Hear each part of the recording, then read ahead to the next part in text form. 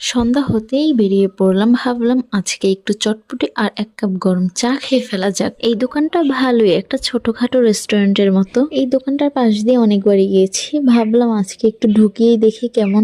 এখানকার চটপটিটা নিয়ে নিলাম, দেখতেই লোভনীয় লাগছে। চটপটি খেতে বরাবরই আমি ভালোবাসি। চটপটির স্বাদটা বেশ মজার, ঝাল টক সব ঠিকঠাক, গরম আর ফ্রেশ। এরপর নিয়ে নিলাম এখানকার ছোলা বুট রান্না।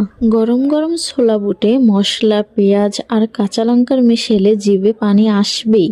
চটপটি ছোলা বুট খাওয়া শেষ, আর চায়ের সাথে সন্ধ্যা না কাটালে কিছুই যেন হলো না। তাই নিয়ে নিলাম 2 কাপ গরম গরম ধোয়া ওঠা চা। চায়ের ডেকোরেশনটা দেখেও মনটা ভরে গেল। চাটা খেতে প্রচন্ড গরম ছিল, আমার জিভ তো পুড়েই গিয়েছে, আর খেতেও ছিল দারুণ। চায়ের চুমুকে দিনের ক্লান্তি যেন উধাও। ছোট একটা দোকান, সাধারণ খাবার, তবুও মনটা যেন ভালো হয়ে গেল। জীবনের আনন্দ আসলে এই ছোট ছোট মুহূর্তগুলোতেই। আবার দেখা হবে নতুন জায়গায়, নতুন কোনো গল্প নিয়ে। আজকের মতো এই পর্যন্তই। সবাই ভালো থাকবেন, আর ভিডিওটি ভালো লাগলে একটি কমেন্ট করে জানিয়ে দিবেন, আর একটি লাইক দিয়ে দিবেন। আজকের মতো এই পর্যন্ত। টাটা।